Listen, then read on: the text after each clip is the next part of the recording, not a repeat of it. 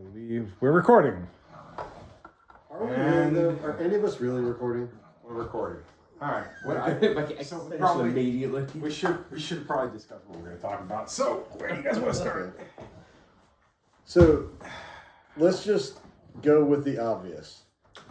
What do we want to complain about within tattooing first? Actually, probably. I've got notes. Alright, so first of all, we should probably discuss. My phone notes. First of all, we should probably say, Elliot Wells, are here with Jason Eisenberg and his lovely wife Jess, and we're in Charleston, South Carolina. Thank you, Cleveland. Exactly. And basically, this is the third evening we've been here, and it's been a lot of shit talking. So, no one saw that coming. Smoking on one really big Confederate flag. Yeah, and one big. Not mine. Yeah, no. That was also North Carolina. Oh, that North. Oh, okay. Yeah, hey, don't mix us up. Shockingly south of the border, yeah? Shockingly enough, not South Carolina. No, ours is further south toward the Georgia border. I'm not even kidding. I know where It's in Jasper County, and it's put it there. huge. Oh, stop.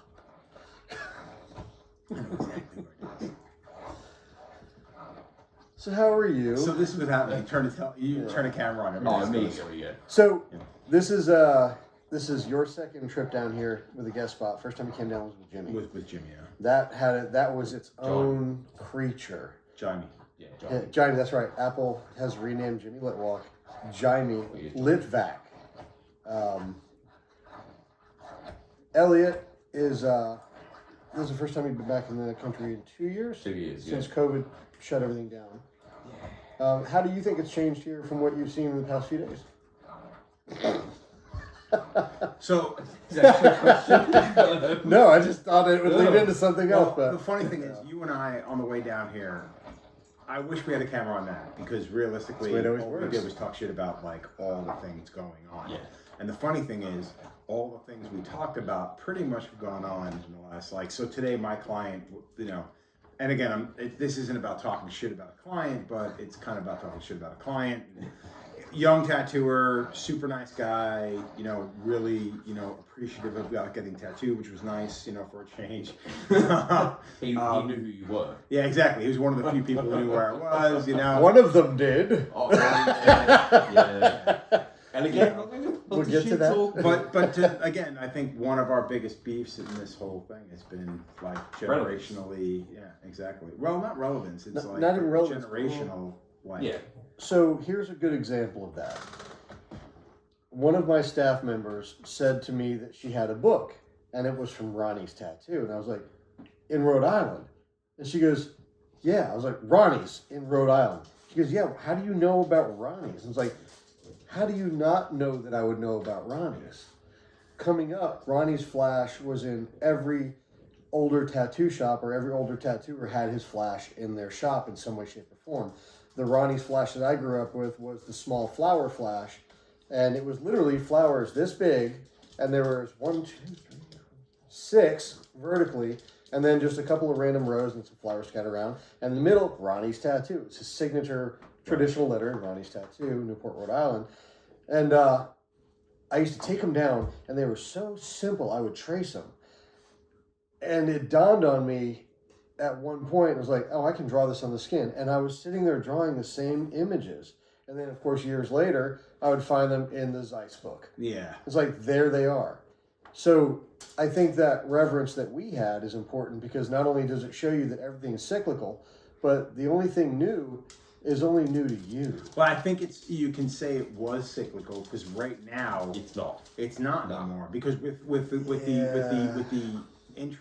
introduction of the cell phone and Pinterest and everything else, there was just so much out there. Yeah, I don't get Flash, but let me show you what on Pinterest. Well, I mean, and the thing that's crazy is like you have a shop that's full of Flash, and we never do it. Exactly, and people still have the same fucking thing. Like when I was coming up, everybody got Flash, but once that stopped becoming the cool thing to do, or the normal thing to do is going into a shop picking something off the walls, everybody came to the thing with, well, I don't want something that's off the wall. I don't want something that somebody else has got. But they'll bring their phone in with Pinterest, and it'll have an image that's literally been seen like 10 million times and literally been tattooed probably 15,000. But it's that weird mentality of like, I found it myself, it must be unique. And no one's fucking done this. Like, Yeah, but the thing is, like, I personally have stopped telling people, like, that's been done a million fucking times. Why come up with something original, whatever. I've stopped. Yeah. Like, personally, I've stopped. Like, it's just not worth it anymore. Do you remember when we used to say to people, "That's upside down. I'm not doing it." Oh, so the best thing about that is I had a client come in. Hands. Yeah, no, I had the hands, the wizard hands. I had a client come in and she Horse wanted, lightning. she wanted a W. She wanted If anybody here can do it, you've got it. She wanted a fucking. This is the worst one. I can't remember if it was an M or a W. No, she wanted an M or a W tattooed on her wrist. You want me to say it? Exactly. So the thing was, she literally gets this thing tattooed on her. It's and so she didn't get it tattooed. What happened was she wanted it tattooed on her, and I'm like, okay, cool. And I go to put it down. Oh no, I want it facing this way so I can see it. And I go, okay. I put it on her, and I go, do me a favor. Stand up and look at it in the mirror. And she stood up, looked at it in the mirror, and she goes, huh. She's like, it looks like a W or an M, because I can't remember which one I was doing. Wow. And I said, Poor mom. I was like, yeah, you're right. Do you know why? And she goes, why? And I was like, because up until you people came into this fucking game, we always did things a certain fucking way. There were fucking. This is not Vietnam, Smokey. There are fucking rules. Exactly. There were fucking rules. We used to do pain. things a certain fucking way. So if another person who had tattoos looked at your shit, they knew that was an M or a W because it was going a proper way. Now I can't tell what it is because I don't know if I'm supposed to know if it's an M or a W, or you're supposed to know if it's an M or a fucking W. You fucked it all up. It's one of the world's great up. mysteries. Exactly. So I want a perfect Oh, circle, go ahead. but I want it for me. I don't like that band. I'm not doing it. That would be fine. I don't like that. Their cover of Imagine. I have no smart ass. I have no smart ass response for that. So the first time I ever heard someone say, "Well, it's for me," I used to be allowed to talk to every client that walked into the shop. I'm not allowed to anymore. Some people say it's because I'm broken. Some people say I don't have patience. But the reality is I've heard and I've seen and I've done every situation. I know what resolution is before the person even says the next thing. But this one thing caught me so off guard. I felt my face twitch. And they said, "Well, it's for me." And immediately I went, "Of course it's for you. It's your fucking tattoo." But you know full well. It's like, that makes no fucking sense. Crazy. Okay, so now you could conceivably. I know. I understand the rationale. I immediately went, okay, things change. You could conceivably break that up because realistically, when you get certain imagery, it's for everybody. And a lot of people who get tattooed, they're not getting for this. They want to show off. It's not for But them. no. But a tattoo is the one thing that you can do for yourself that is even if it's in memory of someone. You're getting it for you. You're making a change to your body for you. you. Want that, you get it in. If it's genuinely the reason, like if you want something so specifically for you, and you don't give a fuck what anyone else thinks or says, you get it in a place that no one else can see. Exactly. You don't do it on your fucking so. You don't do it on your finger for your first tattoo. Exactly. I mean, and that's what we're seeing. And the thing that gets me with that is, and this is maybe the old man in me speaking, but these motherfuckers gotta grow up. Yeah. Easy. But the fact is, Low hanging fruit. I mean, we all know we all grow old. Like, people comment on how not good me. my arms look. Oh yeah, no, you already look old, so it don't really fucking matter. You got, man, how much older can you actually get? Well, to be fair. To be fair. Oh, shit. You really just did that. Running away with myself. Black metal. Think I got a little too far. But the fact is, I mean, I'm a horrible person. you try to keep people steered in the right direction, but it doesn't matter.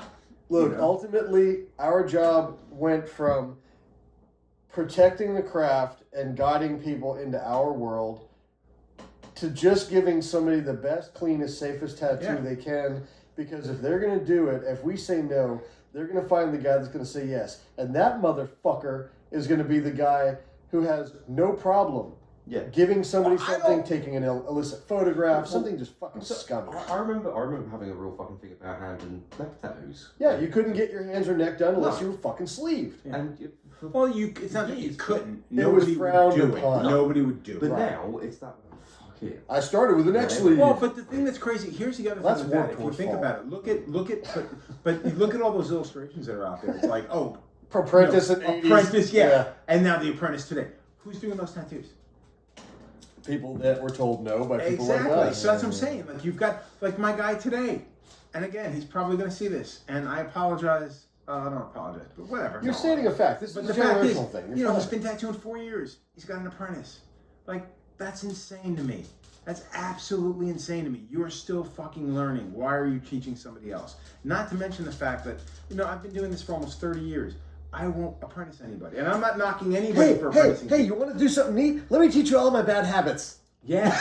And that's exactly, I've often been said that. They're like, well, why don't you guys have an apprentice in here? I'm like, why? We're going to teach them a bunch of bad habits? Yeah. Like how to show up late for work, how to eat lunch when you should have had it before you got here instead of when your clients are sitting here. crippling disinterest. Yeah, exactly. Crippling disinterest. How to yeah. bullshit your way through a 4-hour tattoo. Yeah. Just by going like this. No shit. Yeah, Uh-huh. I'm getting real. Didn't that happen today? Yeah, but I had an excuse. Oh yeah. That was a legitimate excuse. No. You couldn't get a word in edgewise. Well, there's that too. Literally, there was Look, that. and There was that. also really in the sense of full disclosure, in the nature of full disclosure, that guy knew who you were, has never had the opportunity to be that close to an idol of his in his life, probably. I know, and that's And it was you know, awesome to watch. It Was great to make fun of, especially when I walked up to him and I was like, "Hey man, where your batteries go?" He's like, "What are you talking about?" I was like, "Well, they got to be running low at this point, and I know you don't want to stop, so I need to He change your literally, batteries." he literally did not Yeah. stop talking. But you know, It was awesome. But like, No, it was. That, No, that and was again- nerves. That was like hero worship. That Fuck was, yeah, it was. like, It was what I needed to see because I still believe that it's out there. Yeah. No, it totally is. I mean, the fact is, there are a handful of people. I mean, we're back years ago. People, I'd have like 4 or 5 people flying in a month minimum to get tattooed. Yeah. Now it's maybe maybe twice a year, maybe max. You know what I mean? And I know that still exists. I know that there's still there is still that out there. It's changed. You know what I mean? And I get that. I mean, your guy today came in from Florida. Yeah. You know what I mean? And didn't you have another guy coming in from someplace else, like elsewhere, or no, from when you come to my shop? Yes. next week. One of yours, she's coming from the West Coast. Exactly, and that's what I'm saying. It's generational. I get it. Oh, like yeah. my time is come and gone. I'm not going to say come and gone. It hasn't gone. No, it's just changed. It's just changed dramatically. It's lightened the fuck up. Hey, our generation, and I hate to say this, our generation, we've transitioned from being the cogs in the machine to the ones that need to guide it. Yeah. Because if anybody else is left at the helm, they're going to run it off a fucking cliff. Well, I mean, you shouldn't. Well, yeah, our generation. Well, but I think our generation is part of the problem as well. Oh, no. We said that we would never be like the guys that brought us in. Yeah. You know what Well, happened? We turned into the fuckers that, yeah. Well, here's the thing though. There are levels of that generation because, like again, like the guy who brought me in, you know, I'm not him. No, I mean the scumbags who No, said we would never do that. No, I get that. And the big thing as well was the generation below us. Like, so my generation, the generation below me, they don't fucking care. Hang on a second. Not 'cause all this- of them. Hang on, because that you're an anomaly. You've been tattooing since you were 18.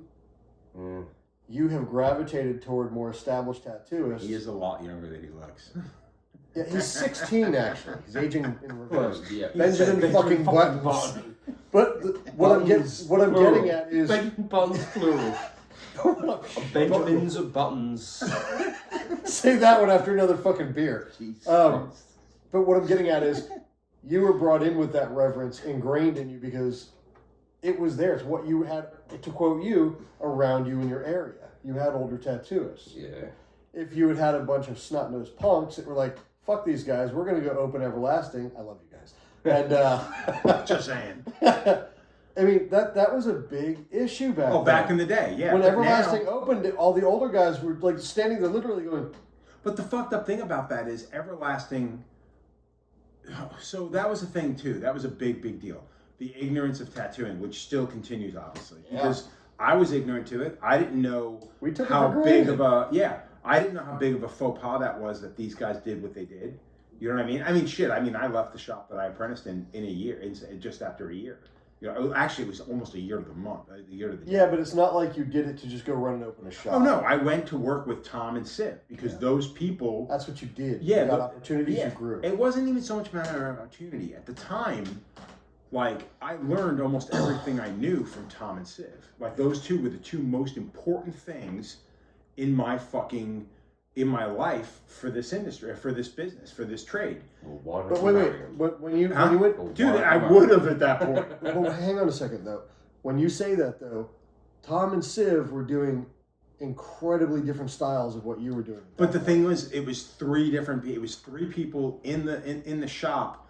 Literally, if I had a problem, Siv had a problem, Tom had a problem, we talked to each other. Okay. We bounced ideas off each other. Okay, so Tom sat me down and helped me build he didn't help me build my first machine. We built the machines together because I didn't know what the fuck I was doing. I was like, because I knew nothing. And I remember, like, anytime I'd have a problem with the machine, like, Cliff would pick up the machine, adjust the rubber bands and hand it back to me, or be like, oh, just take this file and that actually is the first thing you do. I do too. Don't get me wrong, I get it. But when the second one after that doesn't work, is taking a file and filing your contact point, like, that's your fucking that's it. That's all you got in your book. Like, that's all you have. Like, what do the screws do? Never. Exactly. Don't touch the fucking screws. Actually, tack weld those motherfuckers in place. So, like, Tom, like, when I mentioned to Tom that I knew nothing, and I'm like, man, I really need to figure out what the fuck's up with machines. Like, what do I do? And he's like, well, I'll tell you what. He's like, I wanted to order another machine from National. You know, why don't we'll order kits together. So we didn't do it from scratch, obviously. Yeah. We did it from a kit. Swing day kits, man. Exactly. Fucking amazing. Honestly, Tom and I sat down. He showed me how to solder for the first time. Granted, I haven't done much of it, but it was like we did it. We built the machines together. And then when I rebuilt that same machine years later, I did it on my own, which was cool. In a completely different manner. But my point being is, I went with them because for many reasons, I hated where I was at. But to go with them was, it was camaraderie. I love those fucking guys. I owe them a shit. We were talking about it before at the brewery. Like, I owe everything to this fucking business. It's changed my entire life because of tattoo. This video brought to you by the decision I made in high school in the 80s. You're welcome. But that's the thing. It's like, that's huge. And I don't think you have that now, because now you got people coming. You can just buy it. Huh? You wander in and you pick up a fucking rotary machine, plug and play. And again, I'm not knocking that because I'm half rotary still. I mean, shit, I was 100%. Do you remember? The machine's not the problem. The rotary. No, it's the mentality. Yeah. But the thing is, when things get watered down so much, there's no place for the mentality to go. It falls by the wayside. So I wanted to fucking tattoo. Like, I really wanted. That was the only thing I wanted to do. Like, that was the job that I fucking wanted. But the people, this new generation, it's kind of cool. I think I'll do that for a little while until something better comes along. Well, see, that was like the thing. an NFT. There were a handful of tattooers that had my bitcoins and fuck you, Matt Damon. Fuck you. There were a handful of tattooers. Handful of tattooers that came in that I know personally that were just kind of like, I'll be out of here in 5 years. Then why are you still here, dude? Just fuck off right now. So this is why people our age, fuck even you, we had to earn our place. That could be your age. So let me just pause that for a second. Don't be so sensitive. Brian. It's not a safe space. Don't. But yeah, no, I know what you mean. I know you know, because I've watched you tattoo. You don't tattoo like someone. You've been tattooing a long time for your age, or for my age. You've been tattooing long enough to be able to say, that's not how you tattoo when you see somebody do something wrong. There are still rules to tattooing. There are still rules that the skin sets. It doesn't matter how good of an artist you are. It doesn't matter how good your parents or your friends think you are. Skin will tell you you're fucking wrong. Doesn't matter how slow you run your machines. You're punching holes. You're turning skin into cheesecloth. And Can at I some just point, say, it's going to skin fucking lose. from Skunk and Nancy, if you ever want to tell me my tattoos are wrong, tell me. Skin, Skunk and Nancy, great joke. Fuck you guys. God. Fuck you guys. Jesus That's gonna get it. Christ. No, That's gonna keep get that it. in. It's a good joke. You binge watched it, didn't you? Well, yeah, it's on Netflix, so yeah. I watched one episode and went, this is not what I thought it was. I can't watch this. I don't even know what you're referencing. I'm referencing Skin from Skunk and Nancy, weak as I am. What are you talking about? I'm just being silly. I don't know what you're talking about. I'm talking about the What's show Skunk Skins on What Netflix. was Skunk and Nancy? Pardon?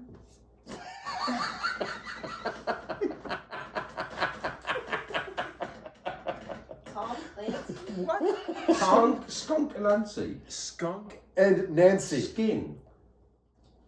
Weak as I am, the song. Yeah. Oh, All God. fucking moment. Jesus. Christ. I didn't understand half what he was fucking saying. I'm saying the same words. I got fucking Same known you words. for how fucking long. What the fuck? How can I say the word different? Oh no, Skunk and Nancy? Like, what do you want? Skine? Holy I want to hear you do an American accent. Oh no. You were making fun of Tom's English accent. Yeah, 'cause it's bad. Nah, I can't do it. It's so bad. I can't do it. Okay, you saw Squidbillies, right? No. You've Oh never my seen God. Never Squidbillies? seen it, never seen it. I don't think he's ever going to see it. Okay, Really? so So I think the unknown henchman done shot himself in the foot. I didn't tell you about the squid. So I didn't finish the Squidbillies. Oh yeah, finish Squidbillies. Yeah. Okay. Yeah. No, I can't do It's it. me, I'll do the All right, so we'll do the abbreviated version for the first half. We go out to Mystic, Connecticut. A couple of us hang out. We drink too much. We come back to The shop. New Haven-ish area. New Haven. Because we weren't We're back gonna in call New it. Haven. We're gonna call it. We New stop at another Haven. place, and during the afternoon, they're talking. One of my friends is talking about wanting a Squidbillies tattoo, Squidbillies. which is weird because he doesn't seem like the kind of guy who wants a Squidbilly tattoo.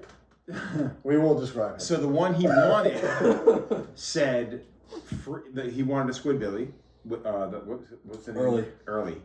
With a hat that says "Free hat, limit 1." So now we go back after drinking entirely too much. We go back to the shop. They pour a bunch of drinks, a bunch of whiskey in my room, and Which is legal in Connecticut. we're saying, hang on, yeah, right. I drop the Squidbilly with the hat, and it says "Free hat, limit 1." And I'm using an iPad, and for whatever fucking reason, when I printed out the fucking line drawing, I didn't print the fucking lettering. That wouldn't happen if you had tracing paper. Yeah, I'll give you that. I'll give you that. You're right. 100%. 100%. Technology fucks you in the ass. Fucks you in the ass. So I fucking printed out. I don't realize it because I've been drinking. Everything's Until blurry. I sit down, get the stencil on Do it, the one in the middle. grab my machine and realize, oh shit, I didn't write the fucking, there's no lettering on the fucking hat. I'm like, all right, whatever. So I fucking do the tattoo, and I fucking write in the hat on the first fella, the one whose idea it was, it says "Free hat, limit 1." Did that no problem, fast. Free hand. Second fella comes in, a guy we call the Panda, because at the time he was the Trash Panda. He's no longer the He's a Trash raccoon. Panda. Oh. So he's we're the not gonna second one elaborate on up. that one, yeah. He's the second one up. I put the fucking thing on his junk drawer, his leg. That we means call the area where all the collector jacked up tattoos. Yeah, exactly. So I put the thing on. It has no lettering on it. He goes, I didn't tell him. So I go to fucking put it on there, and I wrote, I don't know what made me do this because I completely blacked out, apparently. I wasn't even there. Because I didn't know I did it until the next day. I tattoo him, bandaged him up, we all go home. Next morning, I get a fucking text in a group text from the three of us, and the first fella goes, I got a Squidbilly on my leg. And the second guy goes, oh, I got a cock on my leg.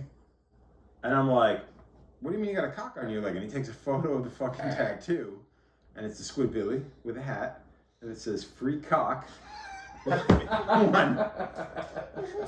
Well, you put that on the wrong guy, didn't you? Yeah. Yeah. If you know, then you know. And I'm not going to get into that right now because I told them the first part of the story earlier. So, yeah, he ended up a cop. So, at the time, he's... In more ways than one. Yeah. At the time, he's living with a friend. In more ways than one. And he's... Well, no, not that guy. The guy with the cop was away. He's living with a friend, and he's living like Harry Potter. You got a cock somewhere else. He's living in a little, like, in a pantry off the kitchen. So my friend who owns this bar comes downstairs, goes into the kitchen, he's making himself coffee or whatever, and there's like these curtains drawn in this pantry, and he goes, oh, he hears this from the pantry. He goes, I got a cock on my leg, and the guy who owns the house is just like, oh, whatever, and doesn't say a fucking word, just leaves. So I had no idea, and he sends a fucking photo, and I'm like, oh shit. He's like, you gonna fix that, right? And I'm like, no. At this point now, I'm just like, no, it's done. It's done. It's too much work.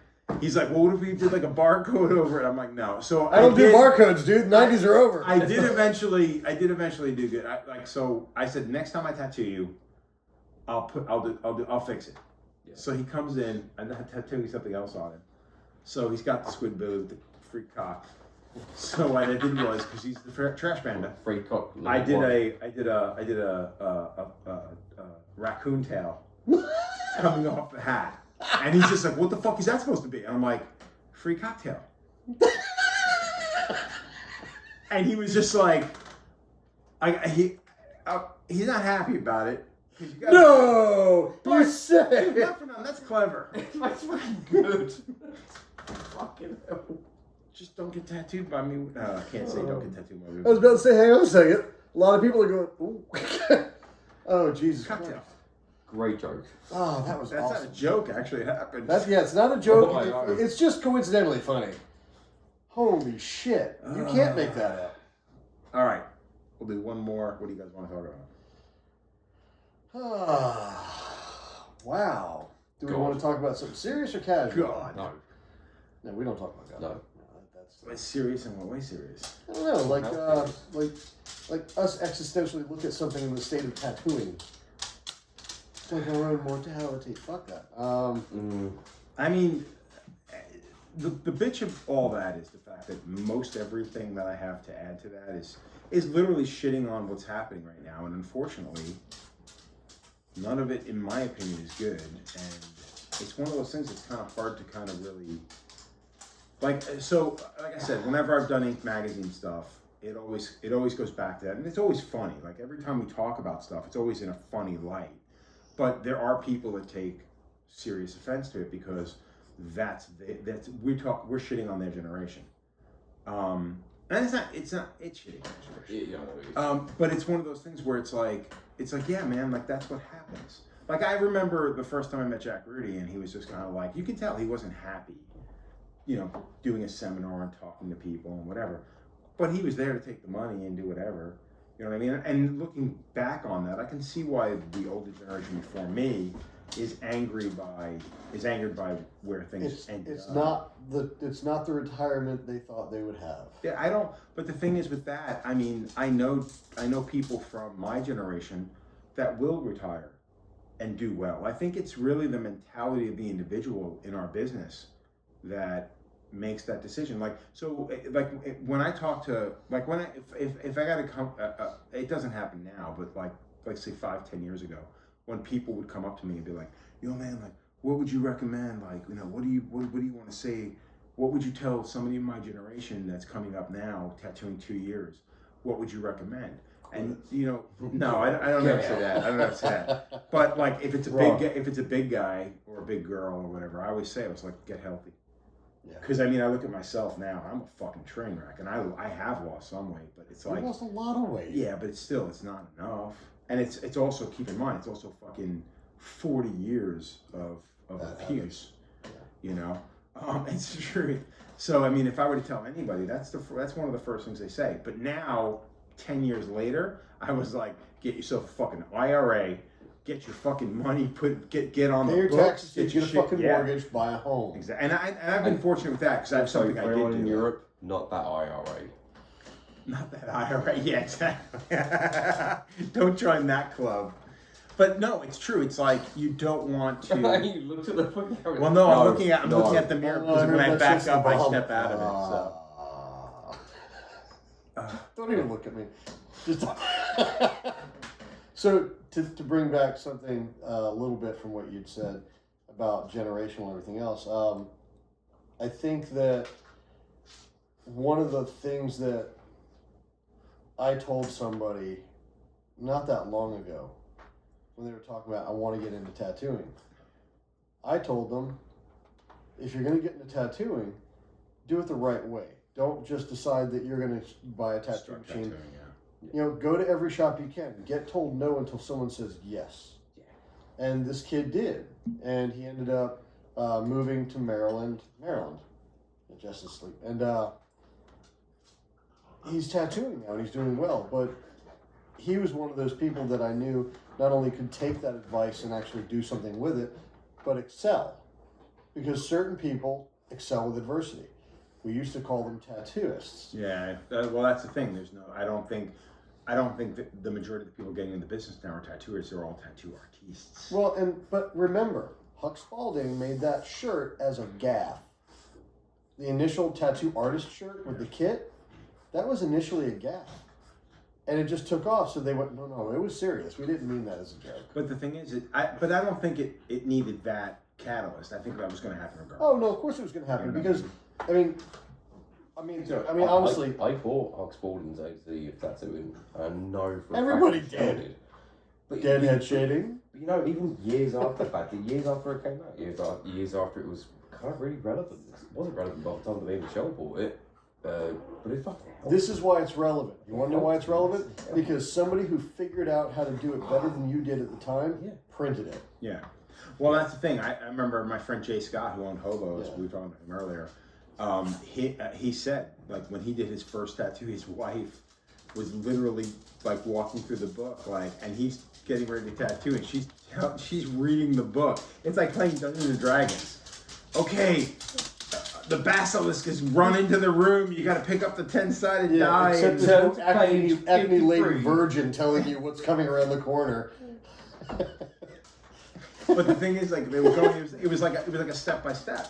And she was telling him, like, well, what if I do this? And she's like, no, you can't do that. Well, you got to roll for initiative first. Yeah, and roll for initiative first. Yeah. Real quick, we played D&D. Well, I played D&D with a kid that came walking in one night. He was proud as fuck. And we're like, what? He goes, I have a new character. I was like, well, what's his name? Atreyu. And everybody's went, you can't do that. Atreyu. You can't do that. Falcon! And it was just like, you can't do that. So, I thought it was gonna be cool in that he was like, what's up? What's going on? Why do you look so good? It's like, I just got laid. oh no, that never Fuck happened. you guys. I He quit. threw down his I character. quit. He threw down his character. We never saw him again. You know, He lit a cigarette, walked out, and never came back. Cards, his fucking Warhammer. Nah. His war. First of all, great band. But, Shit game. yeah. Oh, fuck Shit off. game. No.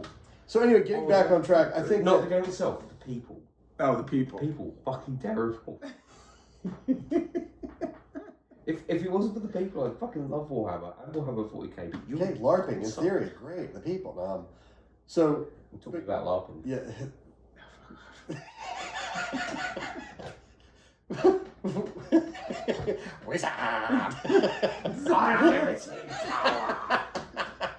Let the hate. Anyway, what I was going to say before is you mentioned the generational thing. The reverence that we had for the craft is because we also didn't have these. So any information we came across, exactly. we actually had to really hunt and dig and find it. Shit for example, So- you point at me. No, I pointed at my phone. Yeah, you know that before you know that.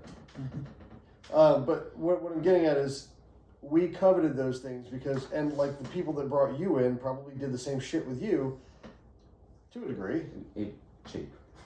All right, so watered down version, but nonetheless, the experience was Same there. thing, different reasons. But yeah, Right. same thing. Yeah. But what I'm saying is, the experience is what dictates the generation's perception. Yeah.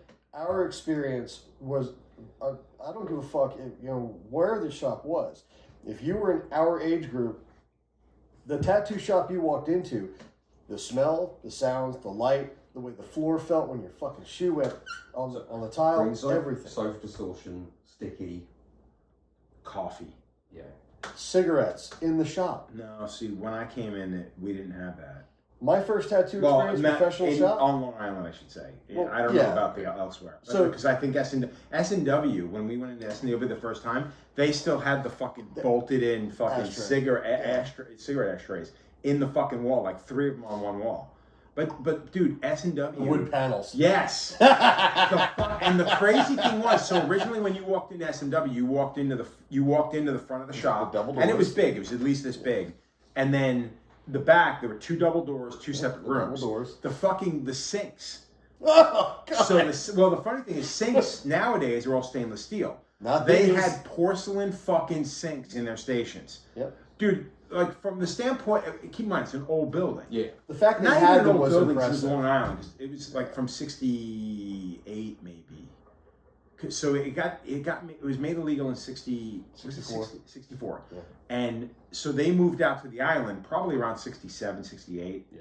Although they worked underground for a long did. time. So I forgot what Yeah, time. they stayed in the original building for a while. When did S&W on Long Island open? I should know that. Well, S&W on Long Island opened in '72. All right, that's it. Okay, but so the space itself.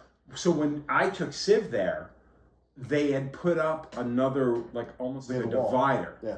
To keep people out of that area because they didn't want anybody in there to see You had to anything. walk around So it. so the room they literally cut the front room in half. Like it was weird. But they used the same fucking paneling. That was the most amazing thing. It was like blended in yeah, so perfectly. It was the It's identical like- fucking paneling. What the fuck? I'm like, you built this in '72, and then you put the paneling up in that would have been '96 when I took Civ there. Yeah. What? Where did you find the panel? Would you have it in the basement? They probably pulled it off of a wall in the back that nobody used That's a good anymore. point. Actually, that makes sense. But it was weird because Joe's not kidding. I walked in there and I literally did this. The fuck? It's the weirdest thing. They just put the wall Everything up. so lined people- up perfectly. Yeah, they just put the wall up to keep people out. That's kind of talent, really. I mean, No, what that is luck. When I actually talked to Stanley and Walter at Philly in '99, it was, hey, Jewish kid, like, come here. And I was like, oh, wow, I get to follow them around. And it was like, carry this, like, oh. And, That was the first year. No, It wasn't the year. first year. Philly was 90. 97. No, it was 2000. No, not Philly. The Philadelphia show. No, in Philly. Oh, in Philly. Yeah, Not. no, not the Philly show. Okay. The first Philly show is the one I went to, which was 2000. Yeah, 2000. And that's when it got worse. That's when Jack Armstrong literally aimed at me with his fucking scooter. Like, he came around the table and looked at me and just was like, and I was like, I can't move, it's too crowded. And really went. Wait, who has his finger? Somebody has his finger. Oh, I don't even know about this. Fuck. I have no idea. Oh, I can't remember who has his finger. Anyway, but getting back to the whole thing, that reverence, that walking into those individual shops, especially the shops, there's a French bulldog running around, by the way. yeah. Especially the shops that had history that you knew about, that you heard stories about. Like, I went to North Carolina trying to find Poison Pete's shop because my mentor hated Poison Pete at one point, and they had shops right across from each other in Fayetteville. And it was just like that I need to know thing. Like here in Charleston, Paul Rogers owned a shop. I am not the only tattooist that's ever gone to that, well, at the time it was vacant, it's now got a building on it, but went to that vacant lot and just fucking stood there. Literally stood there. There's a shop down on King Street. It's a little round window, well, it's a big round window, and it used to be a barber shop, and they used to have Flash in there. Even when I was a kid, the Flash was still in there because they also did tattoos. And This when I is was all underground. No, this was before it was illegal in South Carolina. That's what I'm saying. Oh, in Charlotte, you said. No, here. This was here. I'm talking about when I was a child here, there was a barber shop on King Street. So There I'm was saying a tattoo it was shop all back underground. then. No, it used to be legal. Wait, Oh, so it was legal, then it became illegal. Correct. when did it become? 68. Oh, I didn't know that. Yeah. Oh, I always thought it was illegal. John Black, who I've known for years, who actually brought me into the legislation fight for South Carolina. His grandfather owned the last legal tattoo shop in South I Carolina. had no And idea. they literally had to go in with the cops and take his business license down and tell him, man, you gotta go. I had no idea. I didn't know that. I thought it was always illegal. Dude, we had a Navy base here. We had a very rich tattoo. We have a very rich tattoo history. The problem is there's that huge lapse. And then when it became legal, you had people like myself who were from here who did know a little bit about the history. Oh, wait, You from had here? people like John, huh? Oh, wait, you from here? Okay, I'm not indigenous, if that's what you're getting at, Mr. Englishman. No, Well, yeah, I'm from here. I've been sarcastic. Okay, yeah. We're getting serious. He was just being really poorly sarcastic. Very English. But But British. British, yeah. The point is, the people that came here from other places to open tattoo shops or to work weren't from here. So they were oblivious to the tattoo history. So it was irrelevant to them if you told them Paul Rogers had a shop here. Oh, that's neat. Versus, fucking where? Show me. And one of the guys I was friends with growing up, he's gone now. He worked for Crow and decided he was going to open his own shop. And he opened a shop, tried to open a shop called Coleman's Place. And he fought with municipalities and everything. And he unfortunately passed away before he could really get anything open. But David wanted to know as much as he could. So when he got the opportunity to go work for Crow, he jumped at it. When he was working for Crow, he was basically his own archivist. He started collecting Jerry Flash, Wagner Flash, Coleman Flash, original Zeiss Flash. And last time he came into town before he died, he brought a bunch of those originals with him. And I was sitting there holding Jerry Flash. I mean, I hadn't held an original. That would be a bulldog. I hadn't held an original piece of Jerry Flash in a decade or more at that point. And there's a childhood friend of mine pulling dozens of them out of a binder. Yeah. Because we had that same reverence. And I think that's the experience difference. These kids want to experience a game show. These kids want to experience a contract to make clothing. Because in their generation, that's what's important. And so the thing is, too, I think it should be, especially because we're recording this, but I think it should be, it's important to know that when we say these kids, we're not talking about everyone from this generation. No, we're painting with a broad brush because that's what was done with us. Well, the thing is, too, I think, and I think when we say these kids, too, we are kind of talking about the really, a good chunk of the really popular ones. The ones that open their own schools. I would quite happily say my contemporaries. My contemporaries. It's you can say that. You can happily say that. Like it's. You're a fucking unicorn, though. You really are. I mean, you're not a reflection of your contemporaries. No, but I feel like I'd be happy to address my contemporaries and say that's the fucking problem. Like everything that we've discussed here is something they need to fucking hear. The problem Like, being is, like, I mean, like I said, I've been doing this for years, Yeah. and most people really don't fucking care. I mean, I do. I've sat in on, you know, big seminar things where, you know, people come from all over the world to sit in on the seminar. 9 times out of 10, the things I have to say, while I deliver them in a very entertaining manner, and everybody digs hearing it, nobody really wants to hear it. And then people do walk away. I mean, there was a thing called the the Paradise Tattoo Gathering. Yeah, the gathering. Yeah. So the very first one, when we went up there, That's big. and dude, I remember like being up there and shit talking. Like mad. Like, I mean, I was like I had like half a gallon of wine on the stage with me, but we were talking, and I was being very, very, you know, boisterous about my feelings in the situation.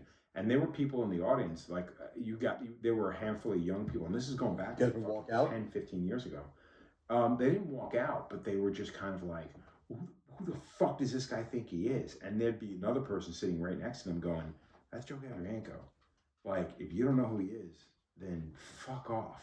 Yeah. Because what he's saying does make sense. It may not make sense to you now. I'd like to think it makes sense to them now. If they're around when they're 5 older. years out, 10 Yeah. years, you know, because realistically, everything I was bitching about is a slightly older tattooer, not as old as I am now, but slightly older tattooer bitching and complaining about the situation that's changing. They don't see it because they're the new generation and they're seeing old nothing but hunky dory. You know what I mean? I look at it again 20 years later. I'm like, fuck, it's getting worse. I mean, and again, it's like anything. It's like world fucking. It's like, you know, the environment, the fucking, you know, the weather, whatever. It's all shit, and all continues to get worse. Yeah. I don't think it's ever going to change. I think in 5 years, if I'm still around doing this, 10 years if I'm still around doing this, I'm going to be complaining even harder because I don't think it's ever going to get better. I'd like to think that these cocksuckers from fucking 10, 15 years ago are going to be on the same fucking page as I am. And that's the thing. It's like, I think it takes genuine change and repercussions on yourself to realize things are fucked and I need to do something. But by that point, it's already too late. Yeah. And you start bitching to the next generation. But with that, and the perfect example is what's happening here in Charleston. After we had a very bad hurricane in 1989, people came in to help rebuild, which they did, but more people started realizing that it was a great place. Things were still affordable then, so they came in. And they came in because Charleston was so wonderful. But what they did was they didn't change their mentality to adapt to what they thought was so wonderful, and they brought their problems with them. Tattooing is no different. People used to come to us because they needed to be guided in our world and shown what to do and what's right and what's wrong. Now, somehow, some way, somebody told this generation of customers that you guys get to tell us exactly what to do and we're going to do it. Never mind that we did all of this that led you to this spot right now. And we knew what we were doing. This is what you saw. This is what you were drawn by. But now you're suddenly the expert. And you take that and you put that with a weak-willed generation of tattooists, not necessarily yours, but any weak-willed tattooist. I don't want to hear it though. But where I'm going with this is that bleeds over into the tattooist. So you add entitlement, inexperience, access to information, and being told they're the greatest thing since sliced fucking bread. And you have us sitting at a table, being recorded, power bitching about this. And you know what? Somebody might see this and go, oh, they're just bitter old fucks. Fuck them, they don't understand. But you know what? Here's the reality. No, that's not true. This is us screaming a fucking warning at the top of our lungs. I'm not old. No, you're not. But the point is, it's quite literally us bitching, but you can look at it from the standpoint of we are letting you know. This is your future. We are warning you now. If you don't do something to take control of tattooing again, the corporations that supply you things are going to tell you how things go. Somebody with an app is going to tell you how much to charge. Some dickhead who's going to put an app on an iPad is going to tell you this is what your drawings have to look like. And everything that made individualism in a tattoo is going to be gone. I'm worried that to a degree that avalanche has started. So this is like a John Carpenter film. Yeah. All I keep thinking is, all I keep thinking is, this is like Prince of Darkness. Yep. Shit has already hit the fan. Yeah. We're being told what we can do to change things. Exactly. We're being told what to do things to change things, and it's already too late. And in all honesty, can you hear me? I honestly believe that. I don't think there's a goddamn thing. Because the fact is, the fucking barn door is already open. It's off the hinges. Exactly. The fucking the cows were back there smoking weed, threw a fucking butt on the fucking hayloft, burned the fucking bitch down. It was like, later, dicks, and then just took off. So things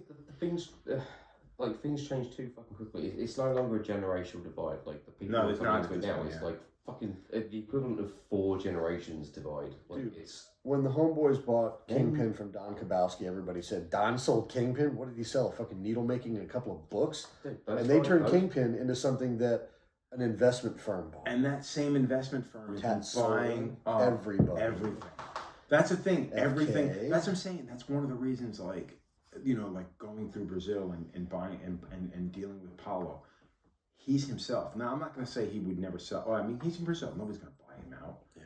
Because nobody who's buying shit here, no investment firm here is going to buy something from there in Brazil. Yeah. So, I mean, he's got his own thing. And I like to think, and I'm pretty certain I'm right, but I'd like to think that he's got so much pride in what they're doing there. And the fact that he's hooking up his own fucking people, his Brazilians, the Brazilian people, I don't think he would sell out. Because realistically, he's already a fucking millionaire. What's an investment firm going to offer him? Like, you can't give him more. Like, Kingpin would gladly take that money because they weren't making that kind of money. Yeah, Kingpin would also, the company that owns Kingpin, I should say, would chop that motherfucker up and liquidate it in a heartbeat if they thought they could make a massive payback in one shot. Name a company in this industry that wouldn't do that. No, but what I'm saying is, until recently, we never saw that kind of money being put into tattooing. We never saw it. No. The most we saw is when Mario did Intense, and he did the huge marketing with his beautiful wife, Sharon, you know, and all that shit, which people made fun of, but the reality is he changed everything about how tattooing was marketed. Well, he turned everything into corporate. Exactly, they're pissed about it. He made it corporate. Yeah, exactly. He was one of the first. Yeah. And again, like in the beginning, Even Huck kept his fucking wallet in his pocket. Dude, the thing that kills me is like I used to admire the fuck out of that dude, and the more and more I learned about him and the way things went, I'm like, no, this isn't the way it should go. The only thing that dead people know is it's better to be alive. The only thing that older tattooists know is we shouldn't have done this, or this. Yeah. The older generation probably said we never should have brought those fucking asshole kids. The fact is, everything, and that's the best thing about this. Everything that's bad that's ever happened in this industry has happened because we allowed it. Mm-hmm. Everything that's ever bad, that's anything good or bad, has happened because we allowed it. You've enabled it. The first shop I owned, I got burned because I went against what I was taught from day one, never bring in an outsider. And I did. Yeah. And he was a businessman, and he ended up trying to fuck me. So but you know what? Like, for generations, it gets diluted.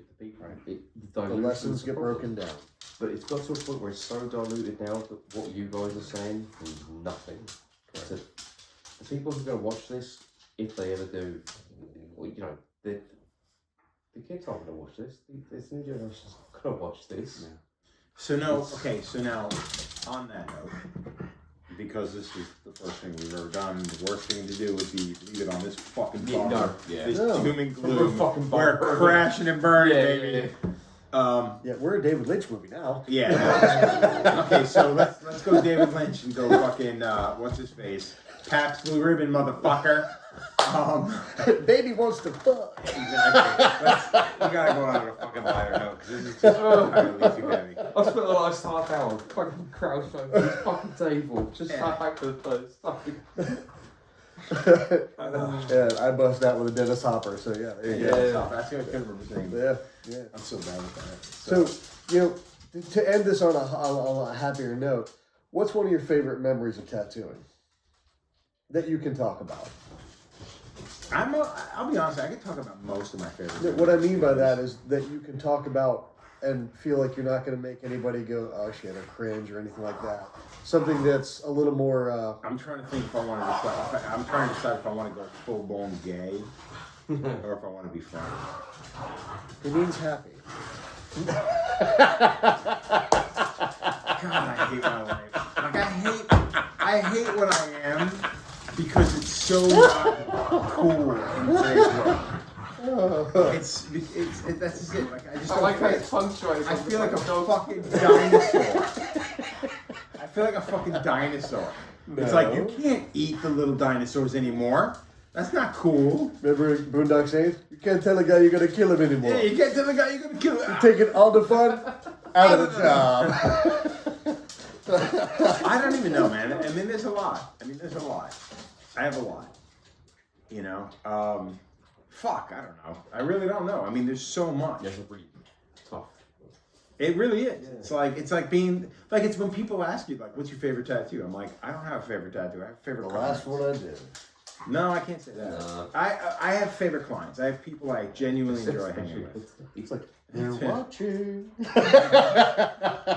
Well, I'm already assuming They've already checked out by now. Exactly. Oh, fuck the young guys? Exactly. Fuck you. Fuck you. No, Unsubscribe. fuck you, man. Fuck you. He's been sitting there fucking staring at his fucking iPad. Breaking a bottle, carving the tattoo off. I'll show you. Exactly. Ouch. Ouch. Oh, that's good. Alright, so we need a different question to end this on a positive note. Yeah, I 'cause think there's a lot of that was actually a pretty good ending. But I like to say that life is nothing but a series of moments in time connected like a chain. And I got that from a tattooist. I took what he said and I made it my own. He said that life is nothing but highs and lows with great experiences in between. And I remember him saying that really well because I wrote it down. I wrote it in my ledger when I was on the road, and I would look at it every time I'd have like a shitty experience, like when I was in Oklahoma. What is that? How did he die in Oklahoma? What? Remember, he's going to be. Yeah, I know. Randy. Hey, my motherfucker's got a photo Hey, hanging on my also- refrigerator. Yeah, how outside. come you got that in his room? Because fucking what's her Sorry, mate. fucking Sorry. Brittany's she fangirled out. They chatted when she got a dip and rip shirt, and next thing I know, I'm going to get a fucking cup of coffee and I grab the creamer. And I got Randy Randerson's little teeny tattoo in the middle of his man boobs on my fucking TV. Right? My TV, Like- my refrigerator. Same Okay, thing. so say what you're gonna say. Apologize to Randy. So, I'm sorry, Randy. Beg for his forgiveness. I'm not begging. I'm just saying I'm sorry Oklahoma fucking sucks. Like, I love your show, but I fucking hate Oklahoma. I love your show. City. What's it called again? Oklahoma City's See, dog shit. I still do want to go back to, but so I think the reason why I want to go back to Oklahoma is because the panda that I was talking about before, he's from there, and he chatted it up something awful. And like I said, because I went with Jimmy and we stayed with Josh, the apprentice, Yeah. we just didn't. Unfortunately, we didn't see Oklahoma City, and I wanted, and that's the only reason I want to go back. So I want to that's the experience thing it. as You well. know? With Thunderdome, like where they are isn't OK City. It's No, it's It's outside. outside, It's yeah, Edmonton. outskirts, It's right? Edmonton. Way It's outside. Edmonton. And Edmonton's fucking nice. Like I walked through a university campus and had to get off campus. Did they ask if you were a squatcher? No, they asked me to leave the campus. because you look like a fucking bum. That's why I asked if you were a squatter. It's like Gandalf walking around. Yeah, for a second I thought you said squatcher. Squatcher. No, squatchers are in the Pacific Northwest. They have a TV show, and it really makes us look bad to other countries. We got us a squatch. Anyway, I don't like Oklahoma City. So, to change that a little bit, what's one of your most memorable experiences as a tattooist when you were younger? And by younger, I mean still learning, still experiencing things that were new that you could apply to your craft that made you who you are now. The first thing that comes to mind, like, I would say my first trip to Europe. Because I've been tattooing maybe 3 years, I think 3 or 4 years. And I met my wife, well, the person who eventually became my wife. But the very first time I went to Europe, I met Robert Hernandez, Tintin, Robert Philip Liu. Man. And this is when nobody knew who anybody was. Like this is like, so I remember so my booth was on this side and Robert's booth's on the other side. And I remember walking around and seeing this fucking amazing Gene Simmons portrait and all this crazy shit. Oh, Robert. I remember that one. Yeah. Oh. And the crazy thing was he had this banner hanging behind him, and I'm like looking over his shoulder, staring at what he's doing, and I see his banner. And at that time, like everybody either airbrushed a banner, and at that time, computer like printed banners were starting to come out. But I'm looking at his banner, I'm like, and it's this amazing like pastel piece, you know, and I'm like, God damn, that's fucking nice. And I'm looking at it, I'm like, that looks like fucking paper. And and he's on the corner.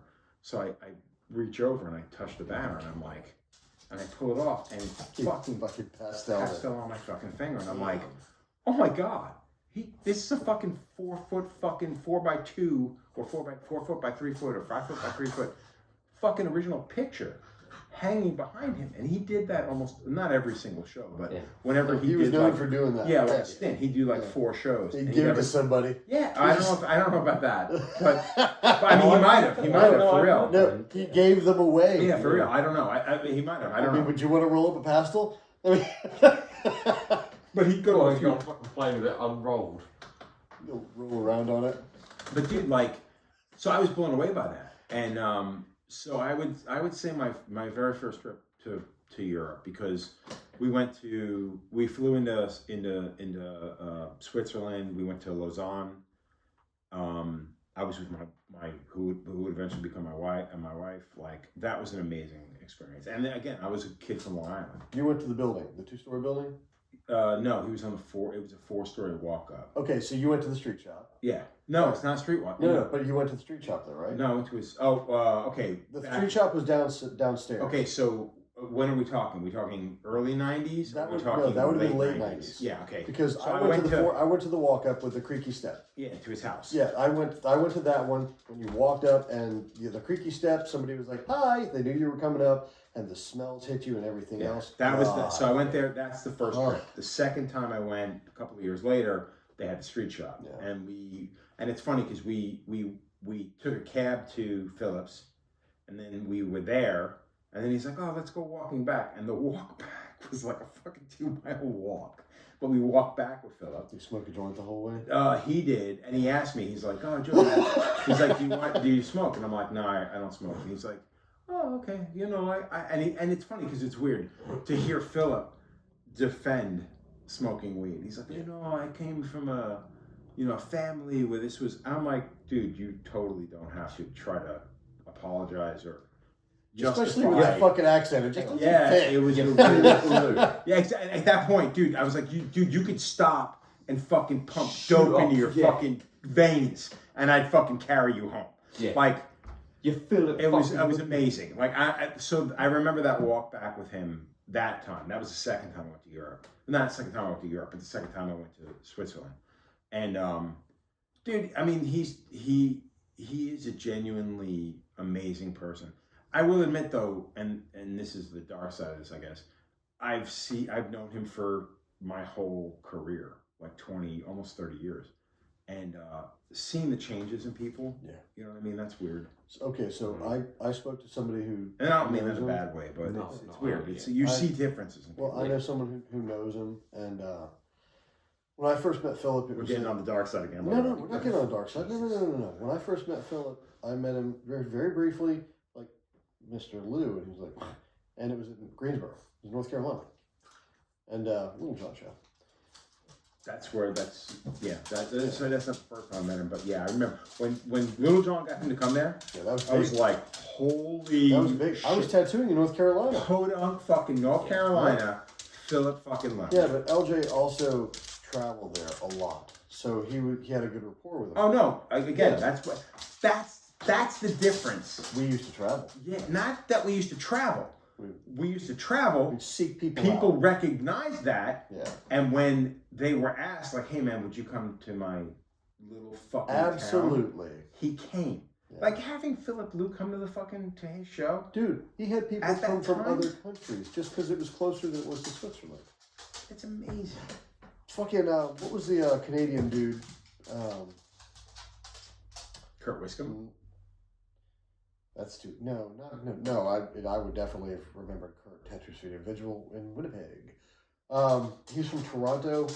Dude, really, like spooky black and gray, but lots of like way before, like when Tony did Chris's back that had the demon on his back with the red flames and all that shit. He's Canadian. Anyway, I met him at that show and I was like, "Oh, I know who you are." And he's like, "Oh yeah, I do these tattoos." And I saw his portfolio because he has a book and everything. And I was like, "What do you do?" He's like, "I wanted to meet Philip." I'm like, "That's it?" He's like, "Yeah, I'm not tattooing. I just want to meet Philip." And it was at that moment I'm like, "Wow, okay, I'm not the only one that." But I mean, I drove from Charlotte, but it was it's actually where I met Jason Spainhour too. But it was a really big eye opener, and it was when I went, okay, I have to go to Europe immediately. So the following summer, I went to Europe, and I traveled around Europe, and I'm pretty sure that I met Stefan shortly after you were there, because you were there before I was. This is when? 90? This has been 2000. Oh, 2000, okay. Yeah, this would have been before 9/11. And I go there and had a great time, got blistered drunk. Holy shit. And I remember watching Stefan do a tattoo. The shop reeked of cigarettes, but that was just gross. But I remember watching him do this tattoo, and there was just. It's like I reek of cigarettes. I mean, it was probably it was probably the messiest tattoo I'd ever seen done. But the minute he wiped it away, there was a Stefan tattoo. Schutzeg. Really? Schutzeg. Shut. Yeah, the French people, they always go after they say something. I have heard that, yeah. That's from Letterkenny. But it was like, okay, this is the real world of tattooing that I want to see. So I made sure that everywhere I wanted to go, like I went to Luzerne, and I was like, I got off the train and I was like, oh yeah, I don't speak the language. I have euro in my pocket. I hope they take euro. I had no fucking idea what I was doing. I remember because the first time I went, we went to a little bit of Italy, Switzerland, a tiny bit of France/Spain, and we had to change fucking every place we went because this is back in '95 For Europe. yeah. Yep. So every place we went, we had to change the fucking, and then you go to Italy, and it's like fucking. Dude, the world's exchange rate on the fucking and it was planet, huge. Yeah. It was ridiculous. Like 10,000, 15,000, 30,000. I was Was like, it lira? what the fuck? Was it lira? Yeah. Yeah. Lira. Dude, it sucked. I'm Dude. so happy that I couldn't imagine going backwards. I like you. I mean, I think one of the things that I love the most about being a tattooist is the experiences that I've been able to have. I've been privileged enough to have the things I've seen, the things I've learned about people. I mean, no offense to the motherfuckers I'm about to call motherfuckers, but all these motherfuckers I grew up with that did what they're supposed to do. They graduated high school, went to college, married the first girl that let them touch their butt, had fucking 2.4 children, bought a minivan, bought a boat, got divorced, hate their wife, don't talk to their kids, got remarried. You know, fuck is that? I mean, really? No, I mean, the fact is, If that's your gig, cool. But all these motherfuckers, I look at them and I'm like, man, there's so much cool shit out there. And if I told you about them, chances are you wouldn't believe me. Mm. But I believe me. And I've seen it. I've got memories. Shit, some of the people I'm still friends with were there. You know, for me, the extension of that is. Oh, yeah. Well, yeah. That's funny. It's Aaron, I wouldn't be here talking now without it. no, I that's, literally would I think- not. dude, we would yeah. not know each other. That's the thing with everything in this, everything, and that's one of the things I think people take for granted, is the fact that they don't realize that everything that goes on in their life right fucking now is because of this. The decision they made. Yeah, because the fact The of the matter chance is, they if you did, took. yeah, if you did anything else, when would you be able to travel internationally and meet a group of people? When have I met a guy from fucking Long Island or a guy from fucking Charleston? Yeah. You know, Yeah, And exactly. again, and Exactly. the same thing. When he said he was coming into town, I'm like, all right, cool. You can come to my shop. You can work, or we can go on a road trip. Road trip. And I said to him, I'm like, hey, what if we did this? And I'm like, I'll pick you up from the airport. We fucking head down south. We do a guest spot here. We do this. We do this. And he's like, yeah, man, whatever. Let's just whatever you want to do. I'm good. And I'm like, cool, we're doing that. yeah. I had a girl ask me, a client, excuse me, and she's a woman. I apologize. I gotta stop doing that. What, a girl? Saying girl, and it's a fucking grown woman. People need to grow the fuck up and stop fucking judging us for the fucking words we choose to use. Yeah. Anyway, she said, "How would you describe your starting tattooing?" I've been nothing but. She's like, "How would you describe your starting tattooing?" I was like, "Oh, I got that. That's easy." You ever see an empty swimming pool? Like, she goes, "Yeah." I said, "You know how there's always like this much water at the bottom, the very bottom?" She goes, "Yeah." And I said, "That's tattooing. All the really sharp concrete that you might hit your face and get fucked up on, that's everything else between you and tattooing. Now imagine getting on the diving board, putting your hands in your pockets, taping your eyes open so you can't close them, and jumping off. There's a chance you might hit the water, a chance you might not." And she goes, "That's a horrible description." I was like, "Yeah, it's awesome now." Description, yeah. It's a fucking. It was terrifying. It was the most amazing thing that I ever did. And I told her, I said, "But when I walk into a room, and I can look around, and I see faces that I have watched age, and Right. they're as happy to see me as I am them. And I know that they live so far from me that I can't just drive to their house. But we're in that room at that moment. Nothing else matters. No, that's the thing. I think those moments are becoming fewer and far between. But It's getting harder and You might harder. need to COVID cut- didn't help a you might need goddamn to cut thing. nothing else matters out because you won't get sued. Lars. all right. On that note, we should. It's gone long. Yeah. Yeah, that was a good one. Though. I agree. I think that, like I said, for me personally, like I said, this has changed everything. I mean, we know that. You know. Yeah, I The think plans things are different. Look, the plans that we saw ourselves living out. So that's the thing. I've never seen anything through. Like, I never looked at it from the standpoint of like, oh yeah, we'll do this, we do this, we do this. No. I'm just talking about like what we thought it would be like. COVID fucked a lot of things up. The tattoo industry changing before our very eyes without any way to stop it fucked everything up. I for think us. everything, that's the problem. Everything's been out of our hands. Like, I don't think we've been allowed any real say in anything. Like, I mean, realistically, like all these suppliers, you know, when they come out and they do their thing, and then the next supplier comes out and then they do that thing, and then the next one comes out, and it just keeps following it. It just keeps getting higher and higher and higher and higher. And then all of a sudden, we're buying. I shouldn't even say taking, we're buying. We're supporting these twats. Yeah. Like, we're supporting these fucktards. Because they've convinced us that we have no choice. No, that's the worst part. They haven't convinced us. They convinced one or two people in our business. And then those fucking guys. Yeah. And they're not even, bears. the worst part is, they're not even trying to convince anybody else. But everybody in our business is looking for the Messiah. They're looking for the next person. They're looking for that fucking, I'm not going to name names, but they're looking for this person, this person, this person. Well, he uses this, he uses this, he uses this. I'm going to do that. And before you know it, the person that jumped on board with that fucking supply company for nothing more than a fucking $30 fucking machine, okay? They have set the fucking path. And now that company has become a multi-million-dollar fucking business. On our backs. Exactly. On the back, and if you think about it, and the person who fucking was responsible should consider it, on the backs of those the handful of those individuals, those 7 or 8 artists that literally were able to fucking create an army of fucking lemmings to follow them through. Do you remember that grift from 3 years ago? Which one? Sorry, before you go on. The do you remember- DNA grift? Wait. do you remember that time you didn't want to end it on a bitter note? Yeah, I know. We're going back to the fucking bitter. There lies the problem. I like to think that this is more of the bittersweet. Yeah. All right, let's hear. Where's the sweet?